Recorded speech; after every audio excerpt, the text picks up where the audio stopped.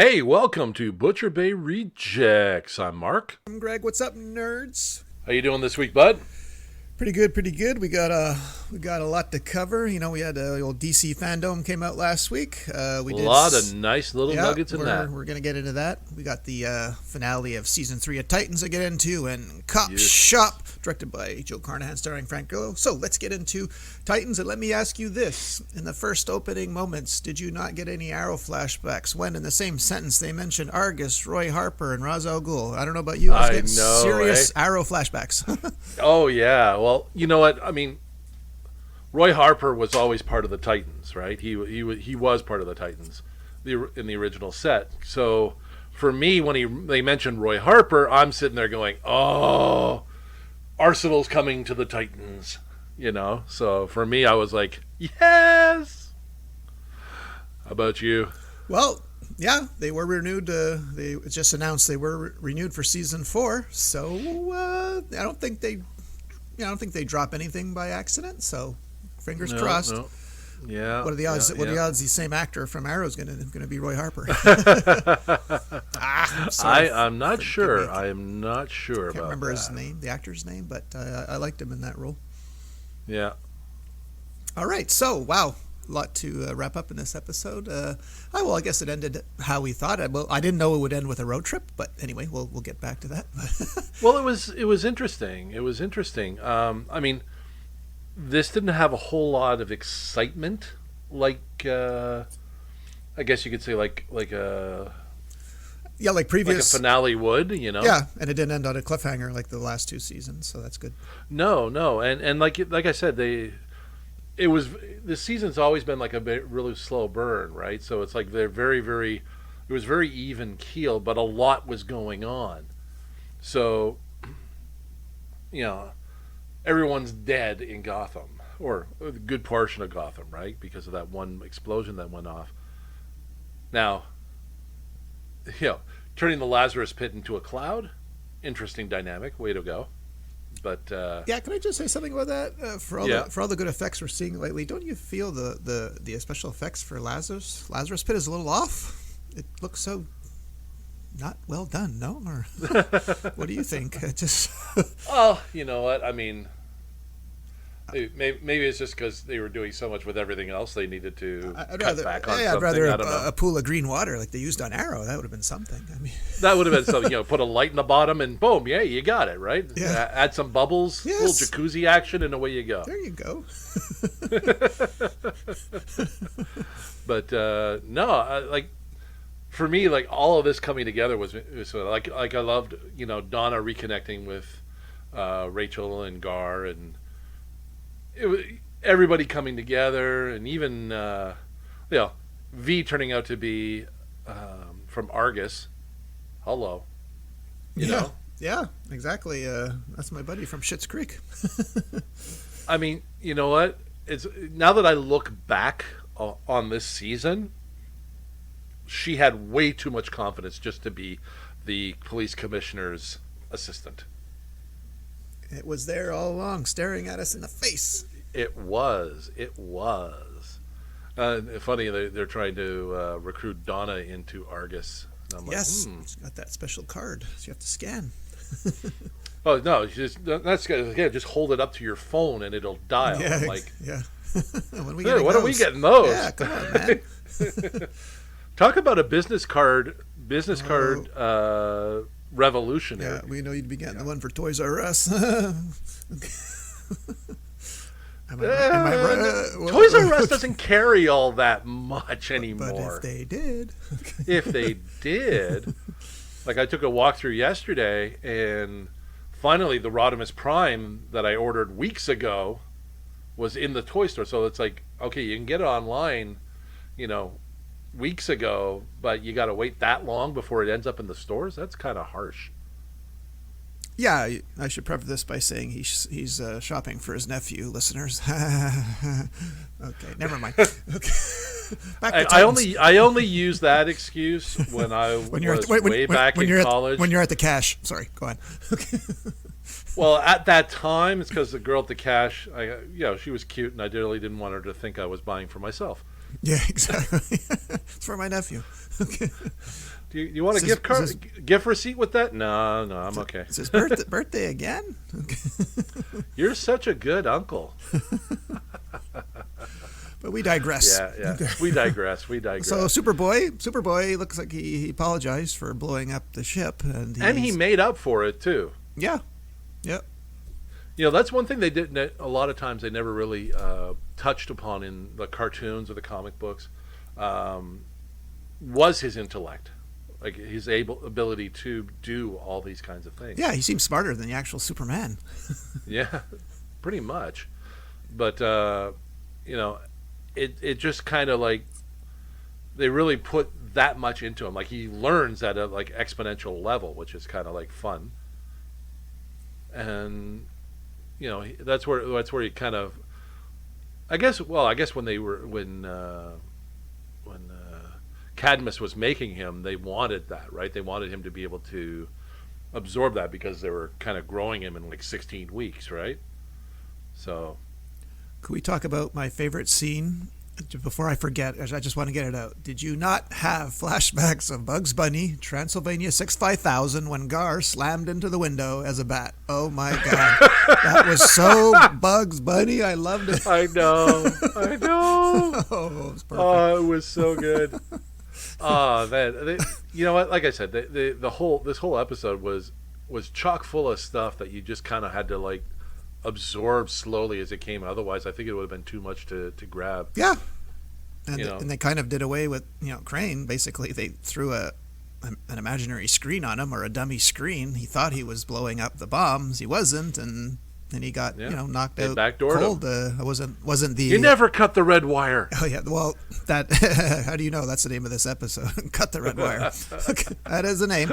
But yeah, but I was expecting for a bigger denouement, if you will, concerning him.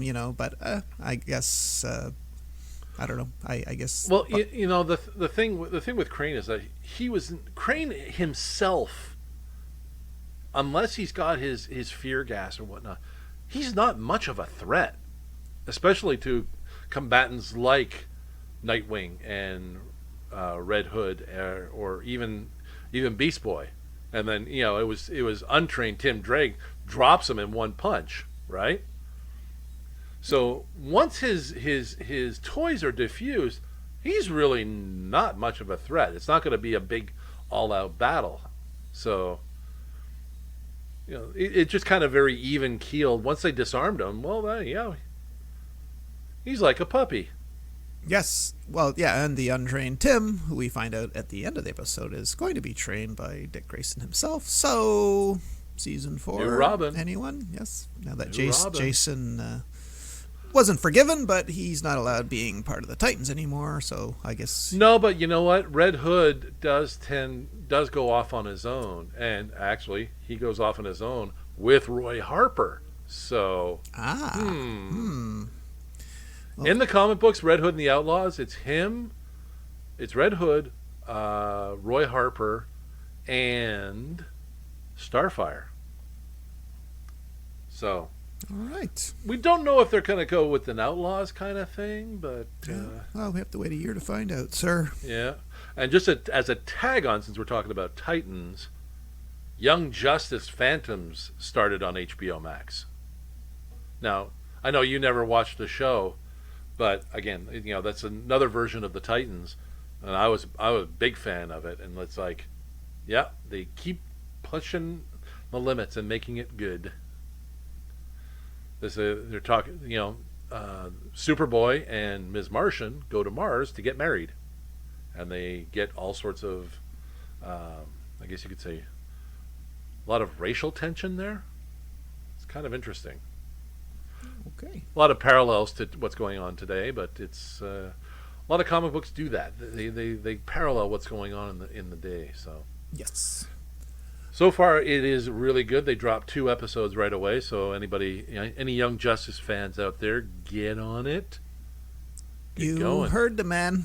All right, let's jump into the movie Copshop, directed by Joe Carnahan. You know this guy. He directed Smokin' Aces in 2006. The A-Team, which you liked. Excellent movie, The Grey, with Liam Neeson and the Wolves.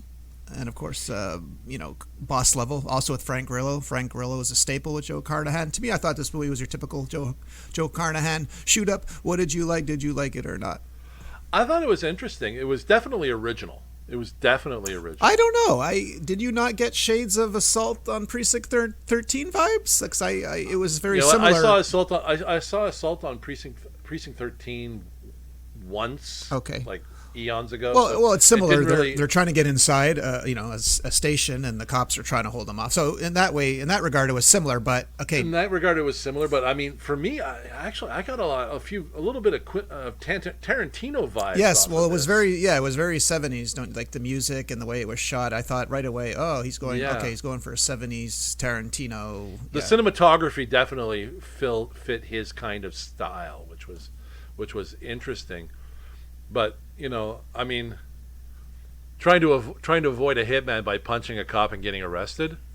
Well, that's the way to do it, right? Because it's. I'm sorry, I didn't mean to lean into that. Yeah, well, he really let her have it. Yeah, that's actress is Alexis Louder. Now, tell me, did you not think by the end of this movie this woman should have been in the Dora Milaje?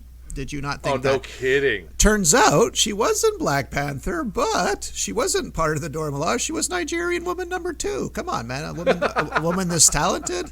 I mean, come on. She's going places. I thought she was great in this role, especially with her whole, 6-shooter and challenging the other cops to a quick draw. I like that aspect of it. No, this was a good movie. Yeah, I mean. So you did like it. You know as well. I haven't been a fan of a lot of things that have been coming out lately. Yes. And for me, this was an original idea. I loved the performances by her, by Frank Grillo, by Gerard Butler, and who was the guy that played Anthony Lamb? Anthony Lamb was Toby Huss. I wanted to talk about him because not only I know it's a show you never watch, but I know I mentioned it to you often. Halt and Catch Fire on AMC. Had Lee Pace, who I love, who's currently on Foundation on Apple, and Toby Huss. And now those were the two main actors. Now there was so much talent on this show, so I was very happy to see Toby Huss playing a complete psycho because he's never played a role like that before. Oh my God! Well, I think I've seen him in a few things. He's done a lot, but he's never ever played like a psychopathic hitman. Oh, and he played that beautifully. He did. When Gerald God. Butler is Bob Vidic is like there. That's the difference. That's a psychopath. Yeah, no. I mean, Gerald Butler. This reminded me very much of like something like Den of Thieves. Yes. He's smart. He's tough. He knows it, and. Well, it turned out he was the hitman who was actually more loyal, and Alexis played Valerie Young realized at the end that he was right. He's gonna don't do it. He's not gonna come back for you, and and he's a stand-up guy. He even was gonna give him a shot at Anthony Lamb till Frank Grillo. And I gotta say one thing about Frank Grillo. Okay, he had a man butt in this, but thank God he finally changed his look because there's only so much you can do with a Frank Grillo, Mr. Perfect, good looking. Great body. So I'm happy he went out of his way to put on a hair extension man bun. What did you think about that? Oh, I mean, it definitely goes sideways from his normal look. Yes. The brush cut kind of look. Yeah, he's always the same hairstyle in every movie, right? Now, of course, I would kill to look like Frank Grillo. Don't get me wrong. I'm not bad. I'm not bad mouthing him. But like he had that sort of greasy kind of part Mexican Italian kind of look, right? With the cheesy clothes, the snakeskin boots. Oh, the man bun! Come on. And the man bun. Oh my God! But he created a bit of a signature in that sense. So when the man bun's up, he's all business. But when he takes it down, he's really all business. Yeah. But I mean, just the face off between. Him and Toby and whatnot, and all in all, it's just really. I liked it. I thought, yeah, me too. It was a good popcorn movie. It was a good you just sit there and just get absorbed into what's going on and all these conspiracies and all these back things. Makes you wonder how much corruption there really is in the Nevada legal system. Yeah. So I mean, you had the one bad cop. And he was a shit to begin with. You got the one bad detective, who everybody got what they deserve, but it's like, yeah. And I'm not saying he's planning on a sequel, but there's one there where Valerie, played by Alexis Louder, is chasing down Bob Vidic, who got away there. So. Oh yeah, like if she goes like all out bounty hunter on him. Oh, I kind of following him in the ambulance cross country. Yeah, exactly. Yeah, because you go after Bob Vidic, you're going to need to bring an ambulance, okay, and a hearse. Yeah. Okay. No, but I really like the way Gerard Butler played this character. He could read the room. He could read the thing. The way he was taunting his cellmate.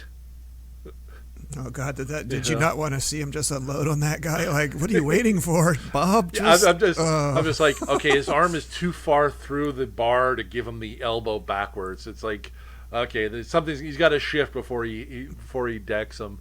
But what did he end up? Did he nickname him? Oh yeah, that's right. Oh, you switched from to what? Oh, you're mixing it up now. Oh, and that guy just kept poking the bear over. I'm like, oh God, it was almost like Grillo's over there going, "Don't do it." Yeah. It was almost like Jolt. I couldn't wait to see what he was going to do to him. This is agony. You're dragging this too long. And it was nothing pretty. It was just fierce brutality. Yep. And then he, the finishing move was a punch to the trachea there, so he couldn't breathe, and oh boy, he had that coming. See, that's what happens when you get punched in the trachea. Exactly, you're completely immobilized. You can't keep going forward. It doesn't happen. You cough up blood. No matter what size you are. It's the most fragile piece on a man's body, Which show were we bashing for that? Oh well, even though I love the movie Kate, she completely punched a guy square in the trachea, and he kept coming forward. He didn't even flinch. I'm like, oh come on, that's where I lost it a little. Like, oh yeah. Well, yeah, it is the balls of the throat, if you will. Okay. Yeah, for sure. All right, you want to get into? Sorry, go ahead. Well, I was going to say, just the fun of this movie was when Anthony Lamb is taunting the cop as he's trying to sledgehammer through the wall. Oh yeah. Yeah, I kind of figured that the cop was going to do all the work and he was going to lie down on a bench. I saw that coming. Yeah, and the singing. Oh yeah. Yeah, overall I give and then the same song comes on the radio later. Yeah. Yeah, that from the 70s. Yeah. That was very well done. I have to say that tying all that together in a nice little bow was really, really good. Yeah. Overall, thumbs up. You? Oh yeah, big time. Big time thumbs up. All right, let's get into some DC Fandome, because I don't know why Marvel never does this, but second year in a row DC does this. Let's start off with the Flash. And were you not getting serious 1989 Batman vibes when you heard Michael Keaton's narration? Oh God, just shivers. I got shivers now. They're like my goosebumps going all up my arm because of that. It's like, how do you not just instantly love this?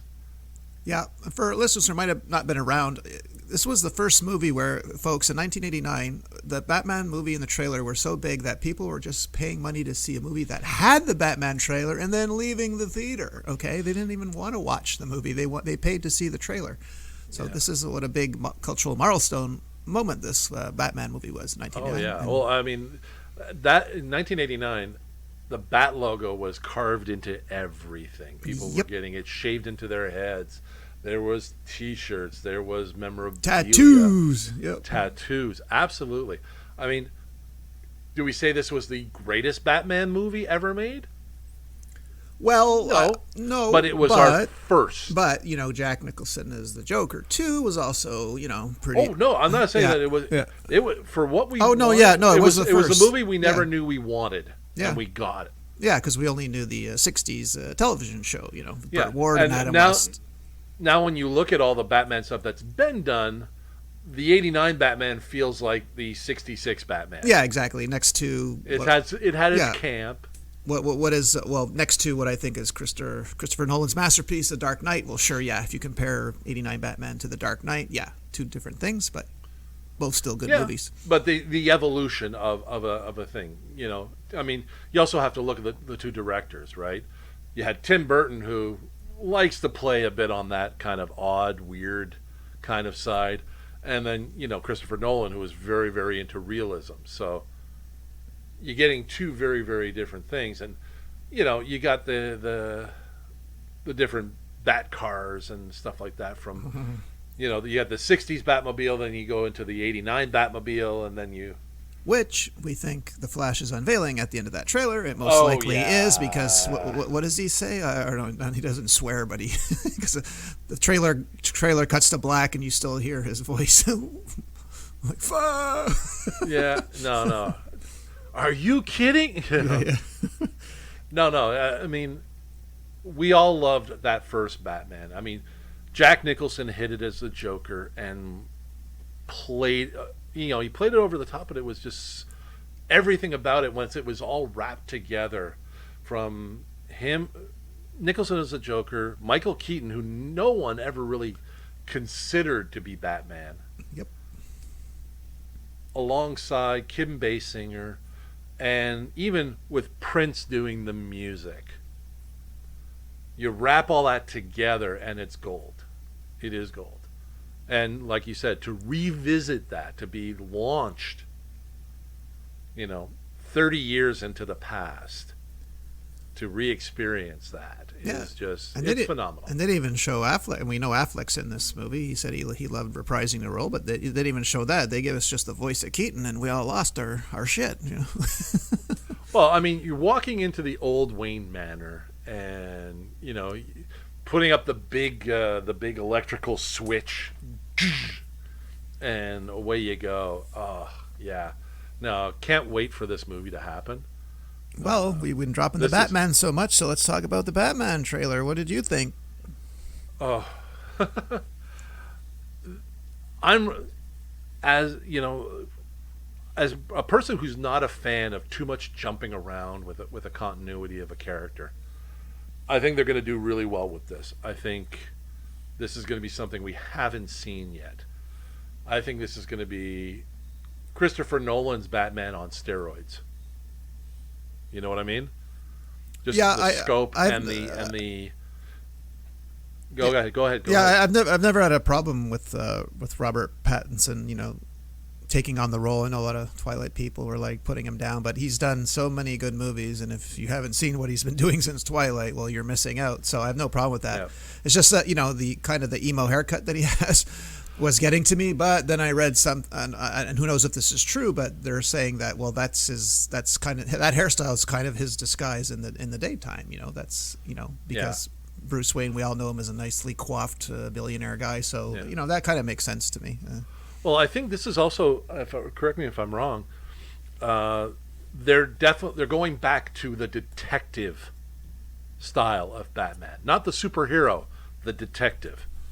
The one that has trained himself to see everything, know everything, be able to work and anticipate and work a crime scene and find out what's what.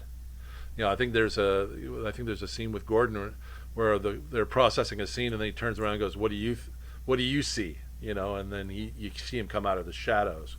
So I think definitely we're getting the detective again, versus just the superhero. You know what I mean, with all the gadgets and the so on. So I think this is going to be a new take that's going to really, really, people are going to identify it with it, and I know some longtime fans who have been missing this. Because everything's been so focused on the grandioso. This is going to be down, dirty, and gritty, and I think this is going to be interesting because they're dealing mostly with crime versus a global threat. Yeah, and we saw a lot of Zoe Kravitz in the trailer, Selena Kyle. So I'm happy with that casting. I think I think this is going to play. I think this is going to play really, really nicely, and I think it's going to be good. And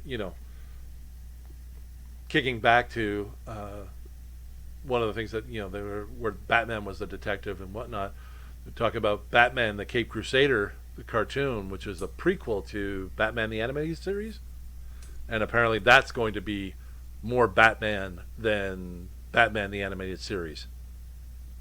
So I think everything's kind of tying back to that kind of feel of Batman being the detective, solving crimes and protecting Gotham, not just as part of the Justice League defending the world, you know? Yeah.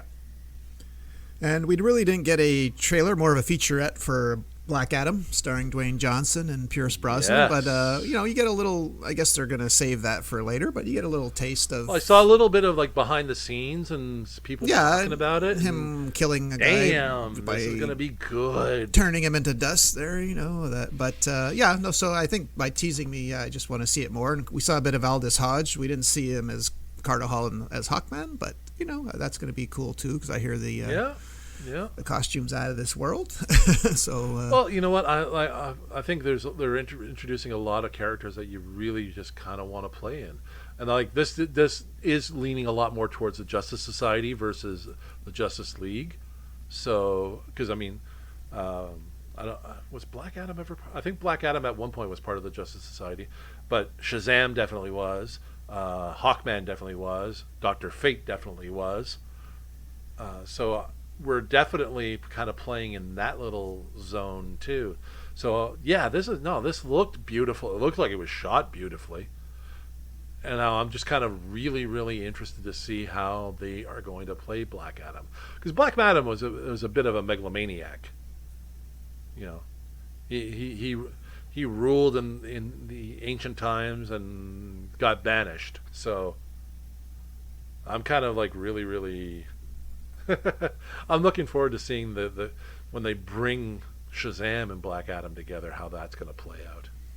Another movie I am looking forward to, because Netflix finally dropped the full trailer for A Red Notice, starring the beautiful Gal Gadot, some Canadian guy and a wrestler. Just kidding. Dwayne Johnson and Ryan Reynolds. You could just see the money like they laid into this movie. Holy jeez. I mean, this is, you believe it or not, this is not even going in theaters. That the movie of this scope and grandeur, it's coming on your TV screen.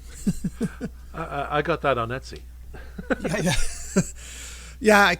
And good Lord, Gal Gadot, one of the most beautiful women you've ever seen. Like, she makes me lose my mind. Like I want to strangle a mountain ox. Like, that's how beautiful she is. I can't take it. I can't take it anymore. Like, no, she definitely plays into her roles, and she uses that well. From everything from back to the Fast and the Furious to Wonder Woman to this.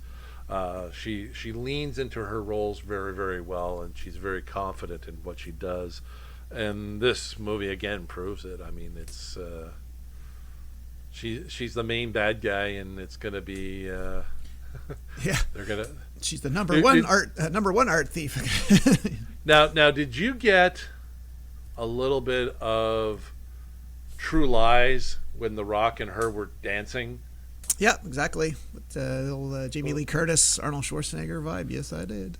Yeah, well, actually, no. The first tango wasn't Jamie Lee Curtis; it was Tia Carrere. Oh, that's right. Yeah, sorry, that's right. Yeah, Tia Carrere. That's right. Oh, tango.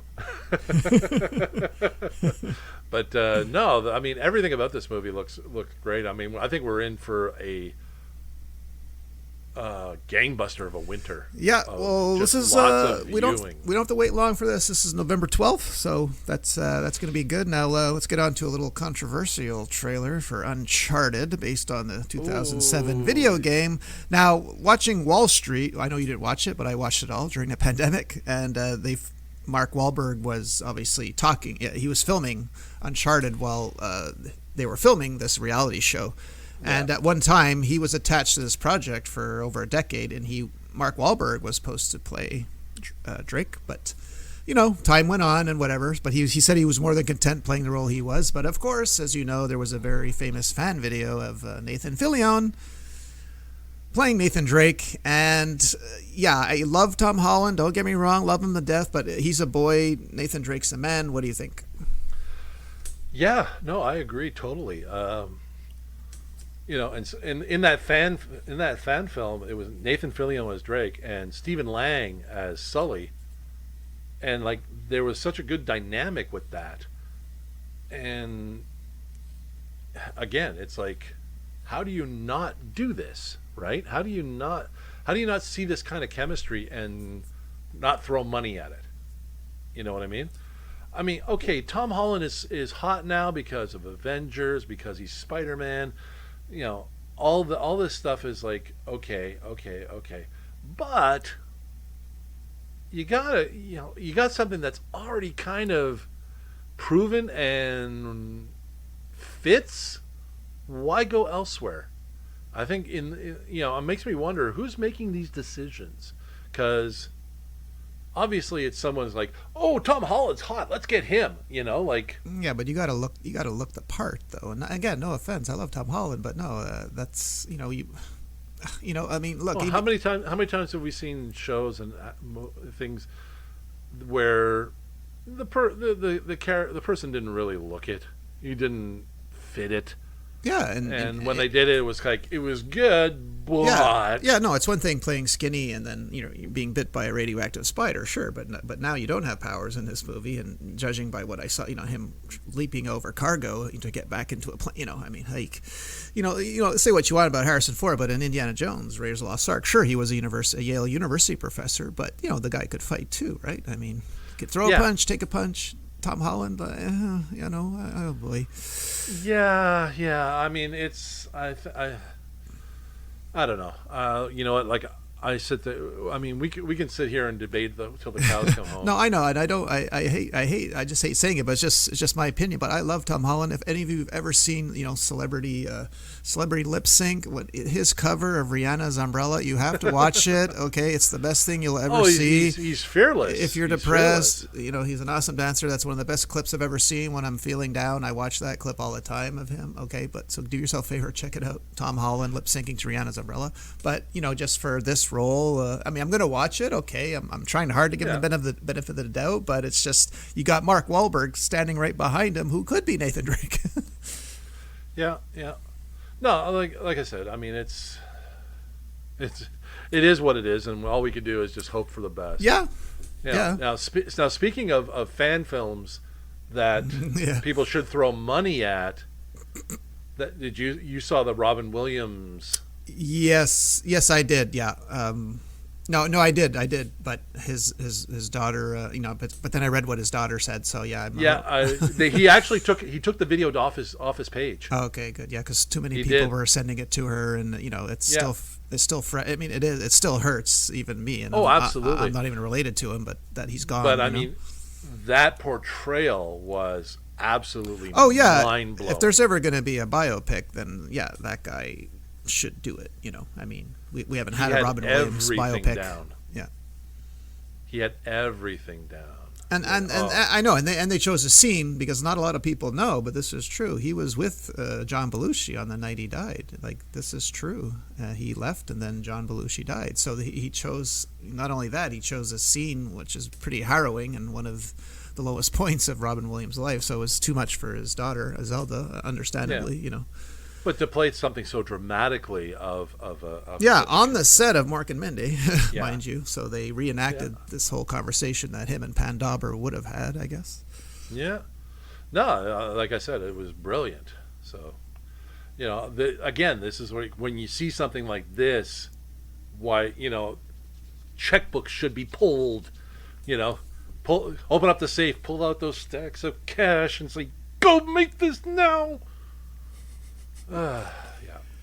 Well, we had a recent update. The Fortnitemares are back in Fortnite finally, and the Cube Queen is here to stay. She is in the 0 point. Almost forgot about one preview. The Flash series. Oh, the Flash series. He's got the gold boots, doesn't he?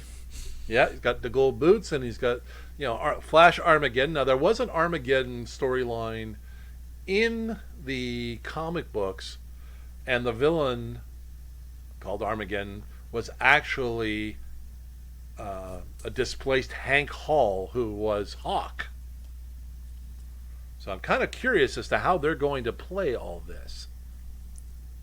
True, but it's another big crossover where all the gang is getting back together in the Justice League. Yeah, another Crisis on Middle Earth thing. Yeah. So I kind of want to lean into that and watch it. I think I'm kind of like, I'm going to catch up on Flash. Yeah, you're 'Cause behind on that, aren't you? I'm way behind on that. Well, you stopped watching it a while ago, didn't Well, you? I was watching too. I guess I was watching too many. I had to give up. I gave up the Legends of Tomorrow. I gave up Flash. I gave up Supergirl. Oh no, I wasn't getting anything done. You know, and I'm supposed to be in school. So no, I gave up 3 or 4 shows. Yeah, but I had to. Supergirl's in their last season. So Yeah, yeah. No, I liked Flash a lot. I did really, but no. I was getting too undone. But to get back to Fortnite, so we're probably gonna watch Dune and have a review for you next week about that. And speaking of Fortnite, we were just talking about. So Paul Atreides and Chani are in the item shop now, the 2 main Dune characters. If you wanna get those, if you play Fortnite. I'm just waiting for. Do you not get like serious Aya Sauron vibes when you see the Cube Queen when you're going by the 0 point? Ooh. Eye of Sauron from Lord of the Rings, because she's she's suspended in that big yellow. But I keep thinking Lord of the Rings whenever every time I go by there, it looks just Sauron's like the eye of his eye on you. Stop looking at me. But the Cube Queen's in there. I don't know. I think she's probably going to be at a level where we have to beat. Like remember that impossible. What monster? What was the name of that? Roz? 3 seasons ago. The 3 Halloweens ago, where we had to try and fight that big. The Storm King. Yes, Storm King. I think it's going to be something like that. We're going to have to. Well, actually, I've been watching a lot of the lore YouTube spots, and this is kind of mimicking what the Ice King did in Chapter 1. I think this was probably before you started playing. No, we started season 4, so we started way before the chapter 1s and all that. We've been around for all of that. No, but we didn't see the Ice King event. The Ice King event was right before us. Are you sure? Ice King would have had to been season 3 then. Yeah, the Ice King. Well, we never saw the Ice King in a ball above Polar Peak, and then unleashing the winter upon everybody. No, I don't. I wasn't around for that. Okay, no. So then, then it would have to be So they're paralleling that because apparently she looks exactly like the Ice King did in that season. So they're kind of like, And apparently there's now an Egyptian character at the Dusty Divot ruins. Oh, really? Yeah. Yet. So they're kind of thinking sort of semi-Egyptian. Okay. Kind of thing might be happening in the center of the island, and there's also references to Oro and Aurelia and Midas Rex. They all have that sort of same symbol, which is kind of like an Egyptian sun symbol kind of thing. So there's a lot of theories rolling around out there. Well, even the cubes themselves kind of look like hieroglyphics when you stare at them too closely, like I do. There's happenings. There's happenings. I think we're in for some good story, which is going to be kind of fun to play. Well, that's all I got, sir. That's a lot. We covered quite a bit. Did. I think we did. Keeping it on top of all of that. Yes, sir. You want to wrap us up? Yes, sir. I'm going to give a shout out to all our Twitter people out there because our Twitters are starting to get more and more views, which is great. I love it. Thank you. Thank you. You guys follow us. Come listen to us. We'll entertain you the best we can. If not, you guys can still sit there and listen to us and think these guys are idiots. Yeah. But I can't stop listening. Yeah, and we could do so much better. We could. Like I said, we're trying.